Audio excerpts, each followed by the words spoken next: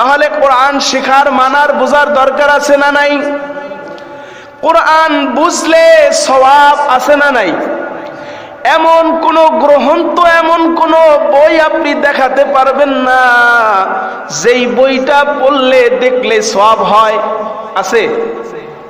কিন্তু কোরআন এমন এক কিতাব, এই কোরআন যদি কেউ একবার পড়ে, বলেন আলিফ লাম মিম, বলেন আলিফ লাম মিম, এই যে তিনটা অক্ষরের আলিফ লাম মিম পড়লাম, আল্লাহ তাআলা বলেন সাথে সাথে বান্দার আমল নামায় তিনটা হরফ তেলাওয়াতের কারণে 3×10=30টা নেকি আমি ওই বান্দার আমল নামায় দিয়ে দিয়েছি।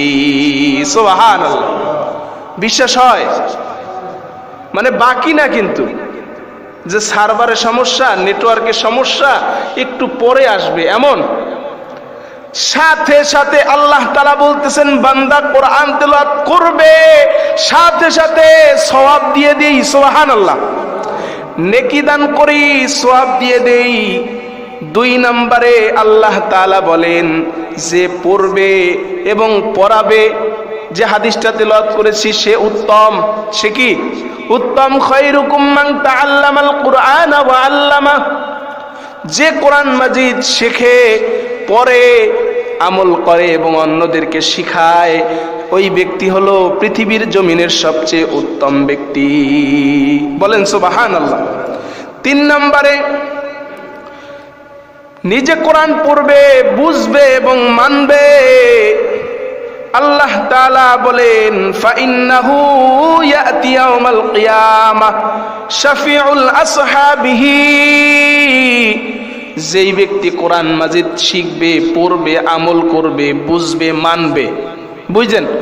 শিখবে, বুঝবে, মানবে, ফাইন্নাহু ইয়াতি ইয়াউমাল কিয়ামাহ শাফিউল লিআসহাবিহি। কিয়ামতের মাঠে আল্লাহ তাআলা বলেন ওই কোরআন বুঝা মানা ওই ব্যক্তিকে সুপারিশ করে জান্নাতে নিয়ে যাবে। আরো জোরে পড়েন না সুবহানাল্লাহ। কোরআনওয়ালা ব্যক্তিটাকে কোরআন নিজে দাঁড়িয়ে থেকে সুপারিশ করে নিজে জান্নাতের ভিতরে ঢুকায়া দিবে। সুবহানাল্লাহ। 4 নম্বরে কোরআন পড়লেই নিজে আলোকিত হওয়া যায়। কোরআন পড়লেই অন্তর আলোকিত হয়, ঈমান বৃদ্ধি হয়, ঈমান বেড়ে যায়।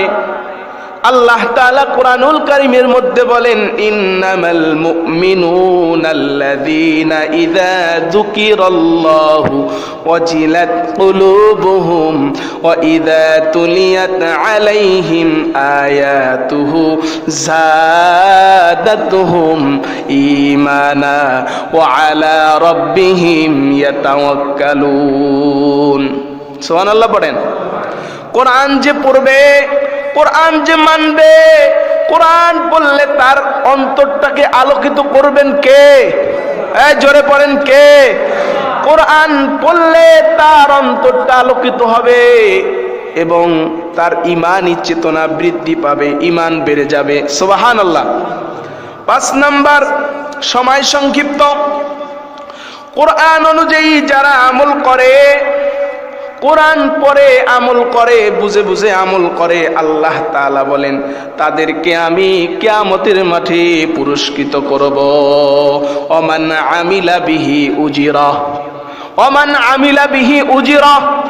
কোরআন পড়বে, আমল করবে, কিয়ামতের মাঠে আমি তাদেরকে জান্নাত পুরস্কার দিব। সুবহানাল্লাহ বলেন। তাদের পুরস্কার কি? বলেন পুরস্কার কি? জোরে বলেন কি? জান্নাত দিবে। ওমান আমিলা বিহি উজিরা। কিয়ামতের কঠিন ময়দানে তাদেরকে আমি জান্নাত দিয়ে পুরস্কৃত করে ধন্য করে দিব। সুবহানাল্লাহ। 6 নম্বরে কোরআন আমল করলে আল্লাহ তাআলা বলেন দুনিয়া ও আখিরাতে তাদেরকে আমি সফলতা দান করব। কোরআন কিন্তু মানুষকে সফলতা দেয়, সম্মান দেয়, ইজ্জত দেয়, ঠিক কিনা? উচ্চ শিখরে পৌঁছে দেয়। কোরআনের সাথে যেই জিনিসটা লাগবে, কোরআন যার সাথে থাকবে, কোরআন যে মানবে, আল্লাহ তাআলা বলেন আমি তাদেরকে তাদের সম্মান মর্যাদাকে বৃদ্ধি করে দেই। সুবহানাল্লাহ। বিশ্বাস হয়নি? হ্যাঁ, বিশ্বাস হয়? সাধারণত আপনি একটা জিনিস খেয়াল করেন, সংক্ষেপে বলতে চাই, আপনার একটা গাছ কাটার পরে গাছ দিয়ে আপনি নানান রকম আসবাবপত্র বানান, খাট বানান, আলমিরা বানান, আপনি নানান রকম আসবাবপত্র বানান। ওই কাঠের টুকরা আপনার পায়ে লাগলে আপনি কখনো উঠাইয়া চুমা দেন নাকি? বুঝলেন? চুমা দেন নাকি? সালাম করেন নাকি? কিন্তু ওই একই গাছের টুকরা, খণ্ড বিশেষ তক্তা দিয়ে যদি, কাঠের টুকরা দিয়ে যদি আপনি একটা রেহাল বানান, ওই রেহালটা কোরআন শরীফের সাথে লাগার কারণে যদি কখনো হাত থেকে পড়ে যায়, উঠাইয়া সাথে সাথে বুকে জড়াইয়া তাকে চুমা দেই, ঠিক কিনা? সম্মান বাড়ছে না কমছে? আপনি একই থান থেকে সায়া, ব্লাউজ, নানান রকমের থ্রি পিস সহ নানান রকমের জামা কাপড় তৈরি হয়, পাঞ্জাবি বানানো হয়, পায়জামা বানানো হয়, টুপি বানানো হয়, যাহা কিছুই বানানো হোক না কেন, আলমিরার মধ্যে 1000টা কাপড় থাকলেও একটা কাপড় পরলেও আপনি কখনো চুমা দেন না। কিন্তু ওই কাপড়ের মধ্য থেকে যদি ছোট্ট একটা কাপড় দিয়া যদি আপনি কোরআনের যদি গিলাপ বানান, ওই গিলাপের কাপড় যদি ভুলবশত কখনো মাটিতে পড়ে যায়, উঠাইয়া তাকে চুমা দেন কিনা? সম্মান বাড়ছে কিনা? কারণ হলো কোরআনের সাথে লাগলেই যদি এত দাম, আল্লাহ তাআলা বলতেছে বান্দারে, ইন্নাল্লাহা ইয়ামুরু বিহাদাল কিতাবা উগনি। আল্লাহ তাআলা বলতেছে ইন্নাল্লাহা ইয়ামুরু বিহাদাল কিতাব, এই কিতাবটা এমন একটা কিতাব, এই কোরআন এমন একটা কিতাব যেটা যার সাথে লাগবে ওই বান্দাকে, ওই ব্যক্তিটাকে আল্লাহ তাআলা দুনিয়ায় সফলতা দান করবে। সুবহানাল্লাহ।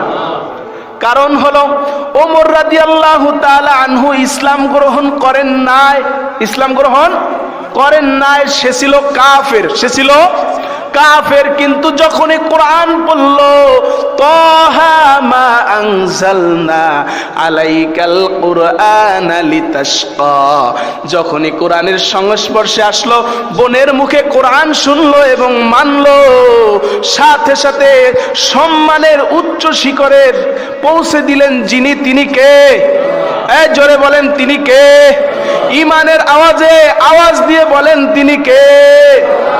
আল্লাহ তাআলা সম্মান দান করেন কোরআনের সাথে যেই ব্যক্তিটা স্পর্শ হবে, যার সংস্পর্শে আসলেই দ্বিগুণতর নয়, কোটি কোটি সম্মানের মালিক যিনি বানাবেন, তিনি কে?